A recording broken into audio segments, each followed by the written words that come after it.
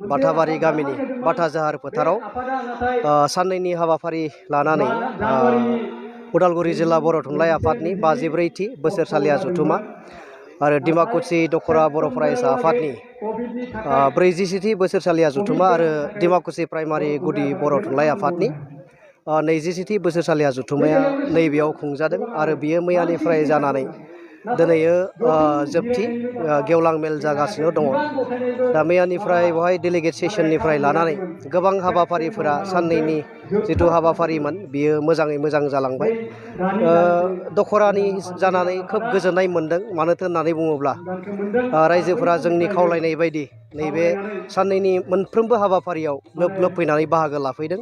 मैयानि जिथु डेलिगेट सेसनमोन दुलाराय जोंनि दखरा बर' फरायसा आफादनि जि डेलिगेट सेसन आरो बर' उदालगुरि जिल्ला बर' साहित्य सभानि जि डेलिगेट सेसन मोननैबो हाबाफारियाव रायजो राजानि जिथु सापर्ट बेयो खोब मोजां जादों।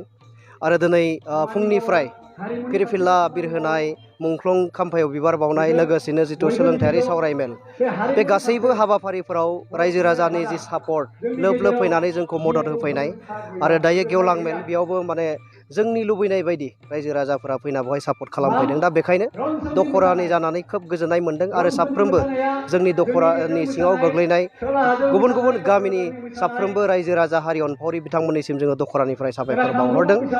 आरो बेजों लोगोसे नैबेखौबो बुंनो सानबाय मैया जोंहा दखरानि डेलिगेट सेसनमोन आरो बे डेलिगेट सेसनाव जिहेतुके देग्लायनि नैबे बोसोरा बिबान माने गोदान बिबान दाफुंनायनि मोनसे सेसनमोन आरो मैयानि डेलिगेट सेसनाव डेलिगेट्सफोरजों रायलायलायनानै सावरायलायनानै आरो डेलिगेट्सफोरनि गनायथिनि गेजेरजोंनो गोदान मोनसे बिबान दखराया दाफुंनानै लादों। दा बेवहाय जोंखौ आंखौ आफादगिरि आरो सन्जय बसुमतारी बिथांखौ गाहाय नेहाथारि महरै सायख'दों। गोदान बिबानगिरि हिसाबै एसे उसुखुथुआ जादों माने बोरै मावलांगोन बे जायो। फारसेथिं खाफाल गोनां होननानैबो सानदों। मानोथो होनोब्ला दुलाराय बर' फरायसा आफादा 55 बोसोर जाबाय आरो बेयो मोनसे बर' माहारिखौ फोथांनाय फोजौनाय माहारिखौ माने गेरेमसा महरै गायसननाय बिनि थाखाय खामानि मावबोदों। दा बे आफादनि सासे सोद्रोमा जानानै खोब गोजोननाय मोन्दों।